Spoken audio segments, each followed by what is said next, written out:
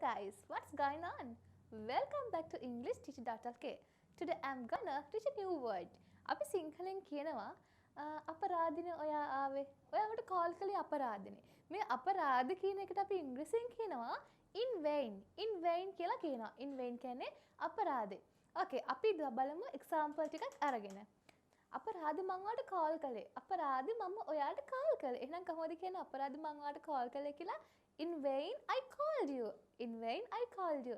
එහෙනම් කොහොමද කියන්නේ අපරාධි ඔයා මට කෝල් කළේ. එහෙනම් කොහොමද කියන්නේ අපරාධි ඔයා මට කෝල් කළේ. එහෙනම් අපි ඒකට කියනවා in vain අපරාධි you called me. අපරාධි ඔයා මට කෝල් කළේ.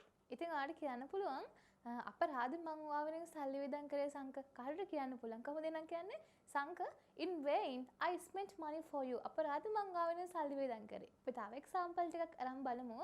අපරාධි මං ඔයාට කිව්වේ කවුරු හරි කිව්ව එකක් ඔයා තව කෙනෙක්ට කියලා ඔයාට මාරංචිට ඔයා හිතනවා අපරාධි මං ඔයාට ඒක කිව්වේ. එහෙනම් කොහොමද කියන්නේ අපරාධි මං ඒක කිව්වේ කියලා ඔයාට? In vain I said you. In vain අපරාධි I said you. අපරාධි මං ඔයාට කිව්වේ. අපරාධි මං ඔයාව හම්බුනේ. මට තිබුණේ ඔයාව හමු නොවී ඉන්න. අපරාධි මම ඔයාව හමු වෙන්න ආවේ. එහෙනම් කොහොමද කියන්නේ? In vain I met you. In vain I met you. එහෙනම් කොහොමද කියන්නේ? අපරාධි මම ඔයාට ආදරය කළේ. අපරාධි මගේ කාලය මම නිකන් ටයිම් වේස්ට් කරගත්තා. අපරාධි මම ඔයාට ආදරය කළේ. එහෙනම් කොහොමද කියන්නේ? In vain I loved you. In vain I loved you.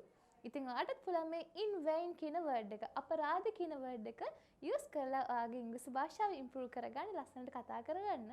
So if you wanna watch more videos like this, subscribe EnglishTeacher.lk. So comment කරන්න, like කරන්න, share කරන්න, and don't forget to follow us. So I am Darshini Herat from EnglishTeacher.lk.